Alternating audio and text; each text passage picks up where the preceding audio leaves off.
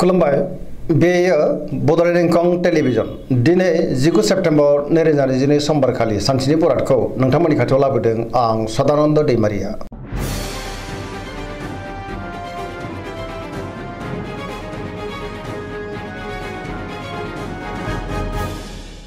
सिगां फरायफिन लादों मेष राशि गिबि हांखो अ ल दिनैनि साना जोबोर मोजां बयजोंबो अनजागोन आरो अनसायजागोन।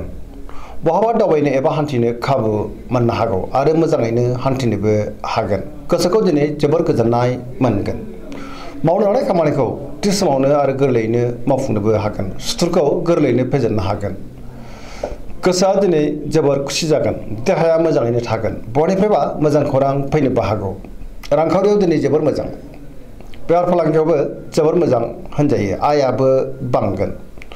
सोरबा लोगोनिफ्राय थोजासे हेफाजाब मोननो हागौ। न'खराव बिसि फिसायनि गेजेराव अननानै फैगोन। बिदा फंबायजों मोजां सोमोन्दो थागोन। गुबुननि गोसोखौ दिनै गोरलैयैनो बोनोबो हागोन। गोसोनि बोलोआ बांगोन। समाजाव बयजोंबो अनसायजागोन आरो मान मोनगोन। सेंग्रा सिख्लाफ्रा जोबोर रमान्टिक जागोन आरो गावबा गावनि गोसोनि साननायखौ फोरमायलायनोबो हागोन। फरायसाफ्राबो दिनै फरायनायाव गोसो दुंखांगोन आरो मोजां फिथाइ मोनगोन। पजिटिभ एनार्जिनि गोहोमबो गोग्लैगोन। वृष राशि गिबि हांखो ए अ ब दिनैनि साना जोबोर मोजां। गोसोखौ जोबोर गोजोननाय मोनगोन। गोसोनि बोलोआ बांगोन। मावनो लानाय खामानिखौ थि समावनो आरो गोरलैयैनो मावफुंनोबो हागोन। बहाबा थांनांगौब्ला दिनै जोबोर मोजां आरो मोजाङैनो हान्थिनोबो हागोन। गोसोआ दिनै जोबोर खुसि जागोन। गियाननि आंखाल जानाय नङा। थि समावनो मावनो लानाय खामानिखौ मावफुंजोबनो हागोन। समाजाव मान मोनगोन। रांखावरियाव जोबोर मोजां। बेफार फालांगियाव जोबोर मोजां। आयाबो बांगोन। सोरबा लोगोनिफ्राय थोजासे हेफाजाबबो मोनगोन। न'खराव अननानै फैगोन। बिसि फिसायनि गेजेराव मोजां सोमोन्दो थागोन। देहाया दिनै मोजाङै थागोन। अब्लाबो नाथाय जानाय लोंनायाव सांग्रां जानांगोन। गुबुननि हेफाजाबखौ मोननो हागोन। जायखि खामानि मावा मानो मोनफ्रोमबो खामानिखौनो दिनै गोरलैयैनो मावफुंनो हागोन। सोरबा लोगोनिफ्राय थोजासे अनसायनाय मोननो हागौ। गोसोनि साननायफ्रा मोगथाङाव जाफुंगोन। पजिटिभ एनार्जिनि गोहोमबो गोग्लैगोन।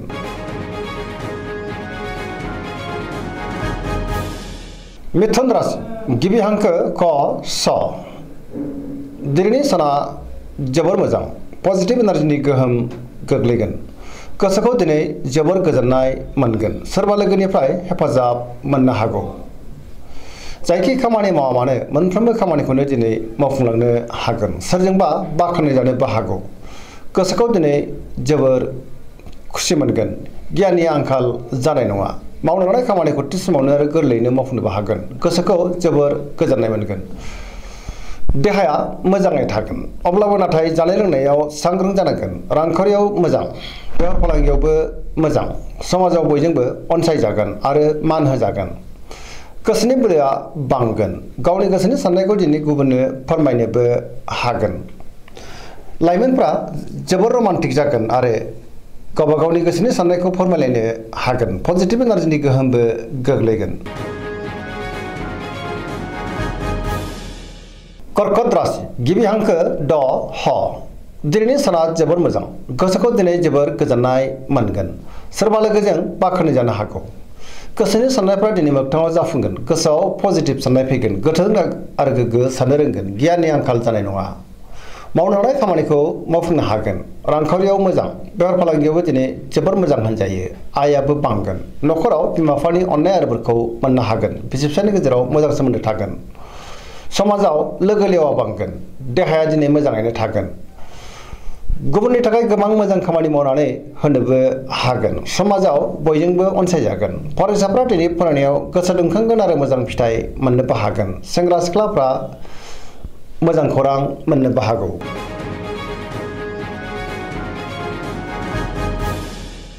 सिंह राशि गिबि हांखो म ट दिनैनि साना जोबोर मोजां।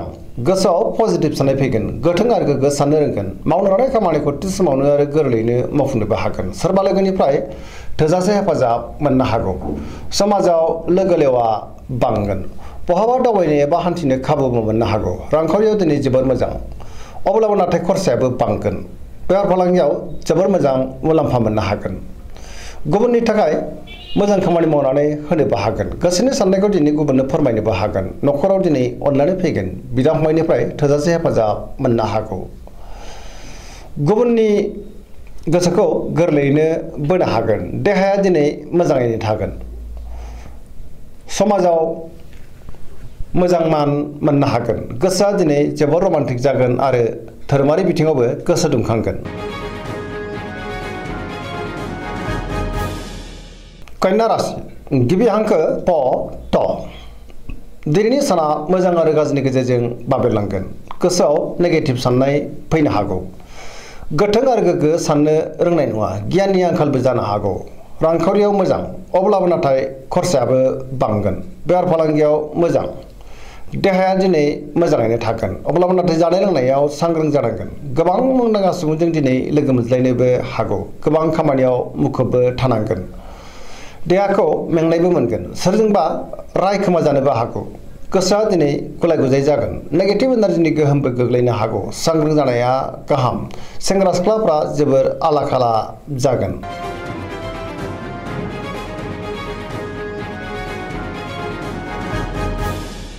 तुला राशि गिबि हांखो र ट दिनैनि साना मोजां आरो गाज्रिनि गेजेरजोंनो बाबेरलांगोन गोबां रोखोमनि जेंना जेंनाजों बाबेरलांगोन गोग्गो गियाननि आंखालबो जानो हागौ गोसोनि बोलोआ लोरबां जागोन गोसोनि साननायफ्रा देबार नांनोबो हागौ मावनो लानाय खामानिखौ मावफुंनो हागोन देहाया मोजां थानाय नङा मेंग्रुनाय मोनगोन गोबां रोखोमनि देहायारि जेंनाजों मोगा मोगि जानांनोबो हागौ जानाय लोंनायाव सांग्रां जानांगोन रांखावरियाव मोजां बेफार फालांगियावबो मोजां होनजायो न'खराव बिसि फिसायनि गेजेराव अनलायनाय फैगोन बिदा फंबायजों मोजां सोमोन्दो थागोन समाजाव बयजोंबो मान होजागोन गुबुननि थाखाय गोबां मोजां खामानि मावनानै होनोबो हागोन सोरबा लोगोनिफ्राय हेफाजाब मोनगोन गोदान थांखि लानो रोंनाय नङा माबा नङा माबा मोनसे गोरोन्थिबो जानो हागौ सेंग्रा सिख्लाफ्रा जोबोर आला खाला जागोन गोसोआव नेगेटिभ साननाय फैनोबो हागौ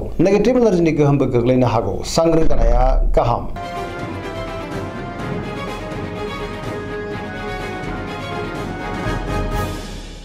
वृश्चिक राशि गिबि हांखो न स दिनैनि साना जोबोर मोजां गुबुननि थाखाय गोबां मोजां खामानि मावनानै होनोबो हागोन सोरजोंबा बाख्नाय जानो हागौ पजिटिभ एनार्जिनि गोहोम गोग्लैगोन समाजाव लोगो लेवा बांगोन सोरबा गोजाम लोगोजों बहाबा लोगो मोनज्लायनोबो हागौ गोसोआव गोग्गो आरो गोथों साननाय फैगोन मावनो लानाय खामानिखौ थि समावनो आरो गोरलैयैनो मावफुंनोबो हागोन गुबुननिफ्राय थोजासे हेफाजाब मोननो हागौ गोसोनि साननाया मोगथाङाव जाफुंगोन गोसोनि बोलोआबो बांगोन समाजाव बयजोंबो अनसायजागोन न'खराव बिमा बिफानि अननाय आरो बोरखौ मोननो हागोन बिसि फिसायजों मोजां सोमोन्दो थागोन रांखावरियाव मोजां अब्लाबो नाथाय खरसायाबो बांगोन बेफार फालांगियाव जोबोर मोजां होनजायो देहाया दिनै मोजाङैनो थागोन गुबुननि हेफाजाबखौबो थोजासे मोनगोन फरायसाफ्रा फरायनायाव गोसो दुंखांगोन आरो मोजां फिथाइ मोनगोन लाइमोनफोरा जोबोर रमान्टिक जागोन आरो गावबा गावनि गोसोनि साननायखौ फोरमायलायनोबो हागोन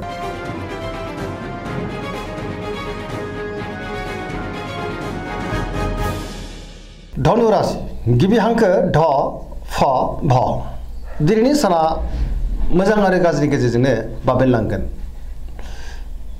गोसोआव गोनो गोथो साननाय फैगोन मावनो लानाय खामानिखौ थि समाव मावफुंनो गोब्राब जागोन माबा नङा माबा मोनसे गोरोन्थि जालांनो हागौ गोसोनि साननायफ्रा दिनै देबार नांगोन रांखावरियाव मोजां बेफार फालांगियावबो मोजां आयाबो बांगोन न'खराव बिसि फिसायनि गेजेराव अनलायनाय फैगोन बिदा फंबायजों मोजां सोमोन्दो थागोन बहाबा हान्थिब्ला लामा सामायाव सांग्रां जानांगोन जाब्रथायनि आसाबो दङ देहाया दिनै बारा मोजां थानाय नङा जानाय लोंनायाव सांग्रां जानाया गाहाम न'खराव बिदा फंबायनि हेफाजाबखौ मोननो हागोन बिमा बिफानि अननाय आरो बोरखौबो मोनगोन लाइमोनफोरनि गोसोआ दिनै जोबोर रमान्टिक जागोन आरो गावबा गावनि गोसोनि साननायफोरखौ फोरमायलायनोबो हागोन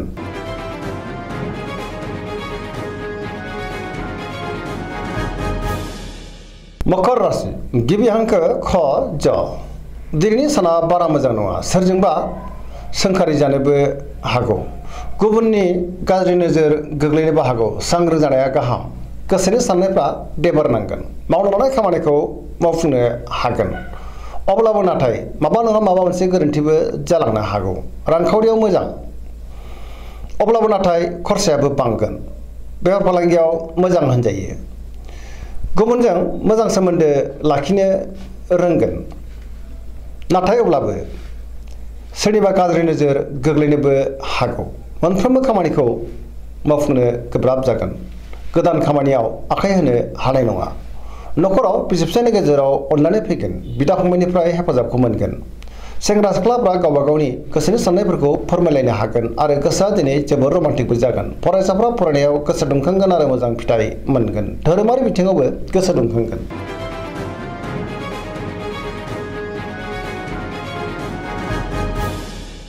कुम्भ राशि गिबि हांखो ग स। दिनैनि साना जोबोर मोजां। गोसोनि लुबैनाया जाफुंगोन।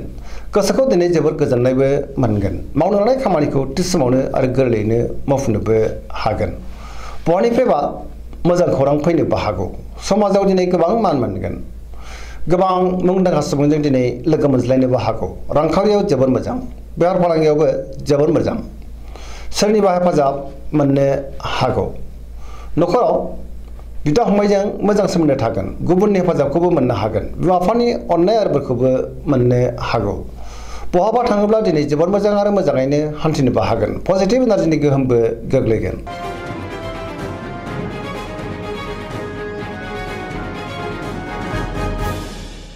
मीन राशि गिबि हांखो ड स। दिनैनि साना जोबोर मोजां।